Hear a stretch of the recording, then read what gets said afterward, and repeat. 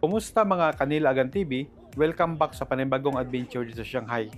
Kung bago ka pa lang dito sa channel na to, ako si Nila Agan TV at samahan nyo kami sa pag-explore sa iba't ibang tourist spot, event, festival at mga hidden gems dito sa Shanghai. Sa vlog natin ngayon, pupunta tayo sa isa sa mga newest shopping mall destination sa West Bund, ang Get Mall, kung saan matatagpuan ang pinakamagandang Minions and Monster attraction na may tatlong pinakamalaking Minions display na siguradong magpapasaya sa mga bata at maging mga adults na lumaki sa panonood ng Despicable Me. Kaya kung mahilig kayo sa mga character display, Instagram worthy spot at family friendly attraction, siguradong magustuhan nyo ang vlog na ito. Pero bago tayo magsimula, huwag kalimutan i-like ang video, mag-subscribe sa channel at pindutin na rin ang notification bell para updated kayo sa lahat ng ating Shanghai Adventure. Tara, simulan na natin. Napakadali lang puntahan ang Gate Mall. Ang sinakyan naming metro ay Line 11. Pagkatapos ay bumaba kami sa Yongyao Road Station. Paglabas nyo, exit 1, paglabas pa lang namin ng station, ay napakalinis agad ng paligid. Mapapansin nyo ang modernong design ng lugar. Marami ring office building at mga bagong establishment. Mula exit 1, naglakad lang kami ng humigit kumulang 3 blocks.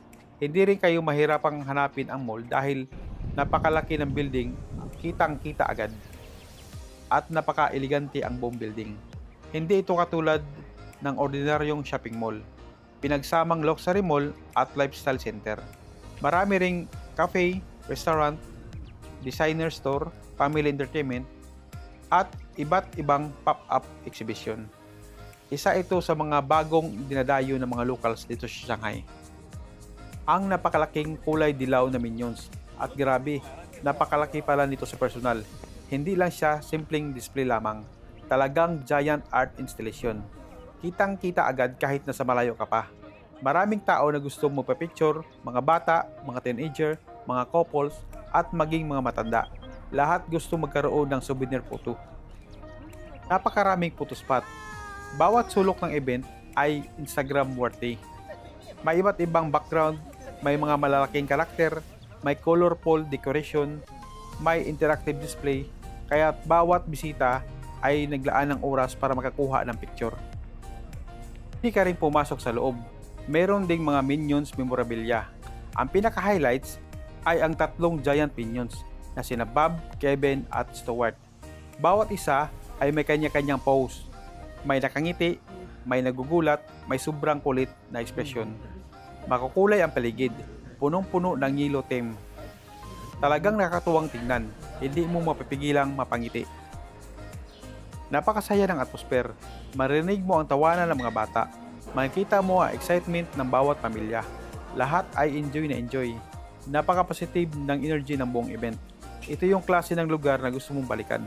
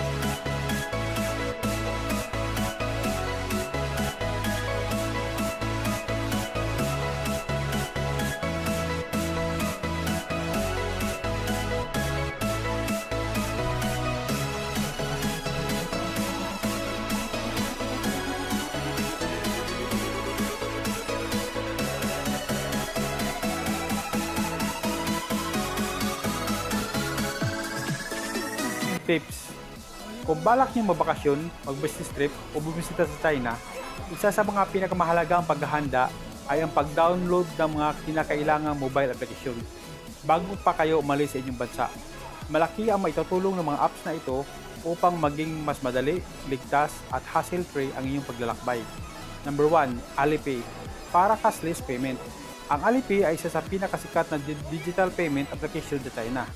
Halos lahat ng establishmento tulad ng restaurant, shopping mall, convenience store, coffee shop, at maging mga street food vendor ay tumatanggap ng Alipay. Number 2, WeChat. Ang WeChat ay higit pa sa isang messaging application. Isa rin itong digital wallet na ginagamit ng milyong-milyong tao sa China para pambayad, pakikipag-chat, pag-order ng pagkain at iba't ibang online service. Number 3, Didi. Ang pinakamadaling paraan mag-book ng taxi. Kung kailangan nyo ng mabilis at ligtas na transportasyon, i-download ang Didi. Ito ang pangunahing ride-hailing application sa China na inihambing sa Grab, Uber sa ibang bansa. Number 4, A-Map. Ang A-Map ay isa sa pinakamahusay na navigational app sa China. Nagbigay ito ng real-time na impormasyon tungkol sa ruta ng metro, bus, taxi, walking direction at traffic condition. Number 6, VPN. May ilang international website at application na maaring hindi direktang ma-access habang nasa China. Kung kinakailangan nyo ng access sa mga serbisyong ginagamit nyo sa inyong bansa, maaring mag-install ng isang makapagkatiwalaang VPN bago bumiyahe. Pagkatapos namin libutin ang Minion attraction, nag-ikot muna kami sa buong mall. Napakaraming store, international brand, fashion boutique, sports shop, beauty store, toy store, at iba't ibang cafe. Kung mahilig kayo sa shopping, isa ito sa magandang puntahan.